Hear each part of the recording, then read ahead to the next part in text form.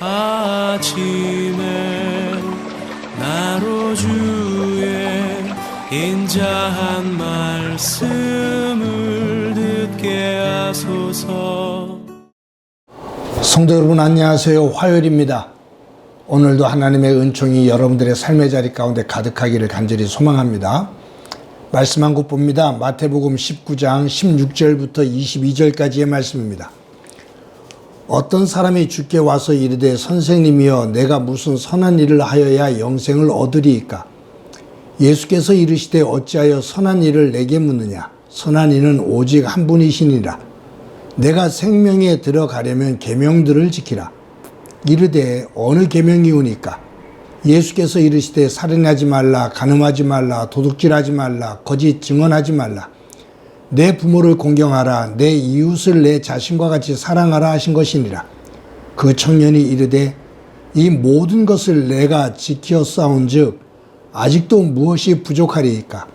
예수께서 이르시되 내가 온전하고자 할진대 가서 내 소유를 팔아 가난한 자들에게 주라. 그리하면 하늘에서 보화가 내게 있으리라. 그리고 와서 나를 따르라 하시니 그 청년이 재물이 많음으로 이 말씀을 듣고 근심하여 가니라. 아멘. 그리스 신화에 나르시스가 나옵니다. 이 나르시스는 샘물에 비춰진 자신의 모습을 보고 너무 아름다워 거기에 빠지게 됩니다. 자신의 모습에 그 아름다움에 자신이 그냥 그대로 빠진 거예요. 그래서 스스로를 너무 갈망하는 그 불길에 휩싸여서 사라지게 됩니다. 이 나르시스가 비추어졌던 그 샘에서 이 나르시스가 죽은 이후에 수선화가 피었다는 그러한 신화지요. 그래서 자기를 사랑하는 이 자기애가 아주 병적으로 강한 사람들, 그런 사람들을 나르시스트라 그렇게 표현합니다. 오늘 본문에 보면 한 청년이 예수님을 찾아옵니다. 근데 이 청년과 예수님의 대화를 이렇게 보다 보면 이 청년에게서 나르시스트적인 그러한 모습을 볼 수가 있습니다. 성경에 나오는 이 청년을 좀 객관적으로 한번 이렇게 보면 참 부족함이 없는 청년으로 묘사가 되어 있습니다. 마태, 마가, 누가복음에 나오는데 오늘 본문을 누가복음에 읽어보면 거기에서는 관리였던 사람으로 나옵니다.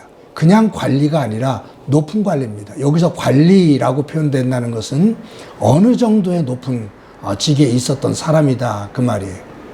그리고 다른 표현이 나오는데 큰 부자라고 표현돼요. 그러니까 큰 부자로서 높은 직에 있는 청년입니다. 근데 마가복음에 읽어보면 그러한 내용이 나오면서 예수님을 찾아와서 꿇어 앉아 물어 이르되, 꿇어 앉아, 예수님 앞에 꿇어 앉아서 물었다 그 말이에요. 그러니까 이 청년을 보면 사회적으로 높은 고위직에 있었고 부자였고 예수님 앞에 꿇어 앉았다라는 얘기는 참 예의가 바른 청년입니다. 그러니 이 청년은 사회적으로, 가정적으로, 재정적으로 부족함이 없는 정말로 모든 사람들이 부러워할 수 있는 그러한 청년이에요. 신앙적으로도 내가 어떻게 해야 영생을 얻을 수 있습니까? 라고 이렇게 질문하는 이 질문 속에는 영생에 대한 영적인 부분까지도 신실한 모습을 보여주고 있다라고 생각할 수가 있죠. 내가 무슨 일을 하여야 영생을 얻으리이까? 그랬을 때 예수님께서 그 질문을 들으신 다음에 이것을 하고 저것을 하고 이것을 해라. 계명을 지켜라. 그 계명을 지키면 어떤 계명입니까? 그때 예수님께서 여러 가지를 말씀하시죠.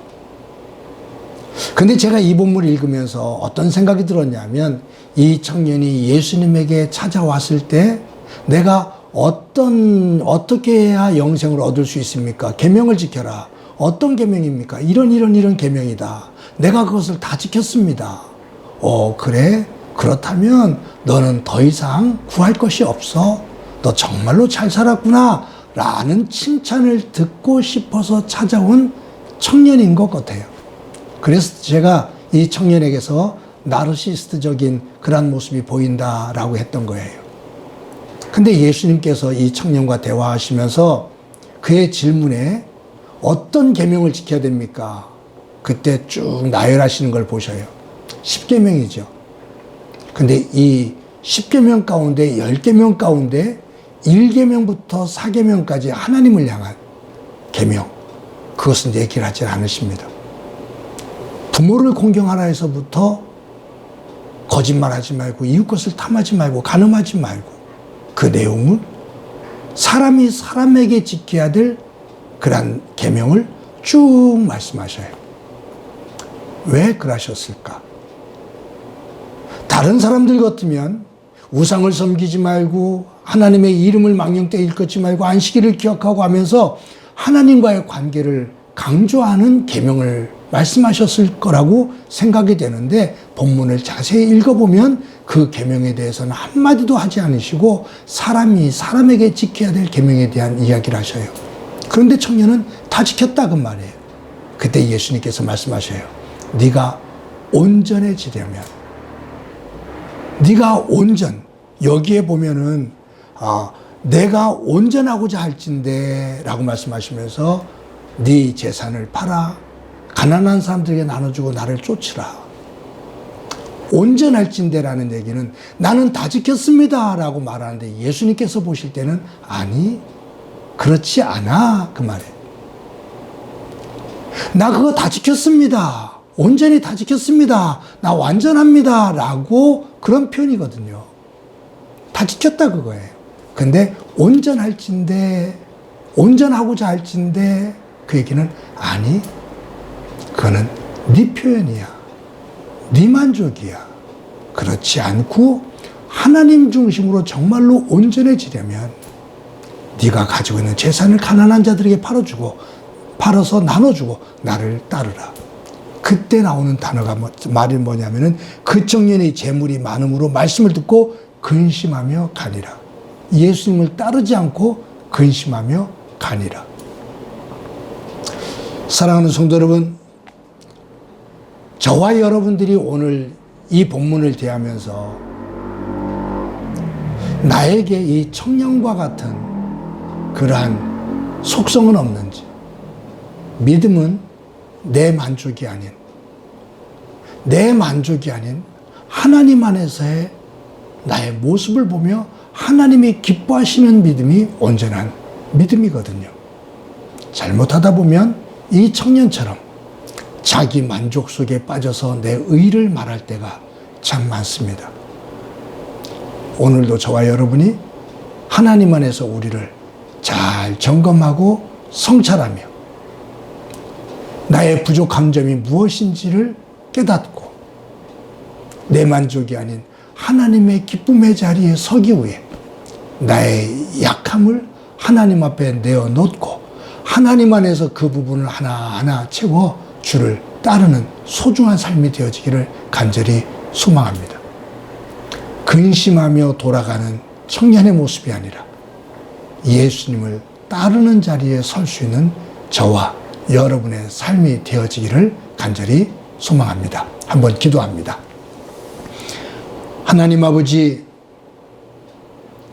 오늘도 하루를 살아가면서 우리를 점검할 때 내 믿음이 내 만족의 그러한 모습으로 서 있지는 않은지, 내 의를 드러내고 내 직분을 드러내는 그러한 자리에 서 있지는 않은지 점검하며 나의 약함을 주님 앞에 고백하고 그 부분을 성령 안에서 다듬어 세우는 진정으로 온전한 믿음의 자리로 걸어나가는 저희들이 되도록 은총 베풀어 주옵소서. 오늘도 우리와 함께 해주시리라 믿고 감사드리며 예수님의 이름으로 기도드립니다. 아멘.